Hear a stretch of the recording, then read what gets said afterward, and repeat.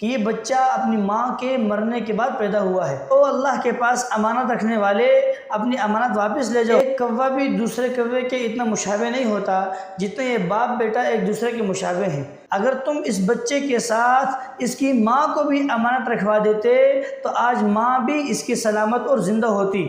حضرت عمر رضی اللہ تعالیٰ عنہ سے کچھ لوگ مل رہے تھے تو ایک شخص آیا اور اس شخص کے ساتھ ایک بیٹا بھی تھا۔ تو حضرت نے جب انہیں دیکھا تو فرمایا کہ یار ایک کوا بھی دوسرے کوے کے اتنا مشابہ نہیں ہوتا جتنے یہ باپ بیٹا ایک دوسرے کے مشابہ ہیں۔ باپ بیٹا بالکل ایک جیسے تھے۔ فرمایا کہ ہو سکتا ہے کوے میں بھی فرق نظر آ جائے لیکن اس باپ بیٹے میں تو کوئی فرق ہے ہی نہیں۔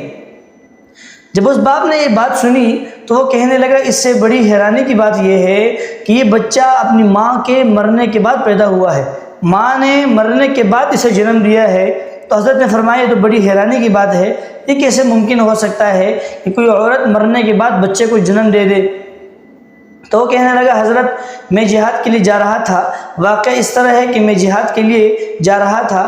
جب میں جہاد کے لیے جا رہا تھا تو اس کی ماں امید سے تھی، تو میں ایک دعا مانگ کے گیا تھا کہ استودع اللہ ما فی بطنک، یہ تمہاری پیٹ میں جو بچہ یا بچی ہے میں اللہ کے پاس اس کو امانت چھوڑ کر جا رہا ہوں۔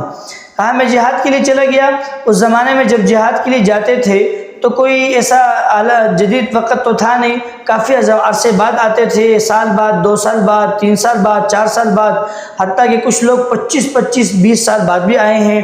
تو کہا میں جہاد کے لیے گیا اور ایسے آلات بھی نہیں تھے کہ آدمی رابطہ کر کے بتا دے کہ حالات کیا چل رہے ہیں، موبائل وغیرہ تو ہوتا نہیں تھا۔ فرمایا کہ جب میں جہاد سے واپس آیا تو اس کی ماں کا انتقال ہو چکا تھا۔ فرمایا کہ ایک دن میں اپنے چچا زاد بھائیوں کے ساتھ جنت البقیع میں بیٹھا ہوا تھا، رات کا وقت تھا، تو ایک قبر سے چراغ جیسی روشنی نظر آ رہی تھی، نکل رہی تھی۔ میں نے چچا زاد بھائیوں سے پوچھا کہ یہ قبر سے روشنی، یہ روشنی کہاں سے آ رہی ہے؟ تو وہ کہنے لگے کہ وہاں ایک عورت کی قبر ہے جہاں سے یہ روشنی رات کے وقت نکلتی ہے۔ کہا میں نے ارادہ کر لیا اس قبر کی کھدائی کا اور میں نے نیت کر لی کہ یہ قبر کھودنی ہے۔ میں سامان لے کر نکل پڑا، بیلچہ وغیرہ، پھاوڑا وغیرہ۔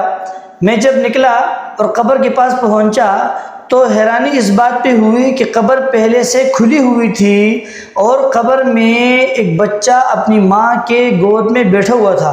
قبر پہلے سے کھلی ہوئی تھی اور ایک بچہ اپنی ماں کے گود میں بیٹھا ہوا تھا۔ کہا جب میں قریب گیا تو میں نے غیب سے ایک آواز سنی، مجھے کسی شخص نے کہا، غیب سے مجھے سنائی دی، مجھے کوئی کہہ رہا ہے کہ اے اللہ کے پاس امانت رکھنے والے اپنی امانت واپس لے جاؤ۔ او اللہ کے پاس امانت رکھنے والے اپنی امانت واپس لے جاؤ، اس لیے کہ جو اللہ کے پاس امانت رکھوا دیتا ہے اس کی امانت ضائع نہیں ہوتی ہے۔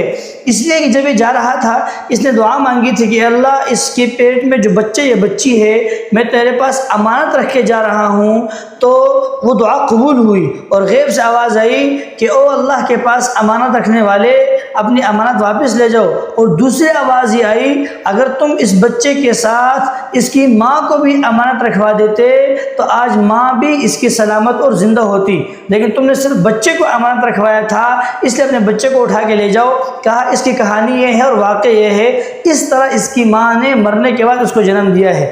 اس لیے تو کہ جو امانت اللہ کے پاس آدمی رکھواتا ہے وہ امانت ضائع نہیں ہوتی ہے۔ تو دوستو یہ جو لا الہ الا اللہ محمد الرسول اللہ والا کلمہ ہے، یہ اللہ کے پاس امانت رکھوا لیں اور اللہ سے یہ دعا مانگ لیں کہ اے اللہ مرتے وقت ہمیں اپنی امانت واپس لوٹا دینا، تو امانت کی امانت ہو جائے گی اور خاتمہ بھی انشاءاللہ ایمان پر ہو جائے گا۔ اللہ عمل کرنے کی توفیق نصیب فرمائے۔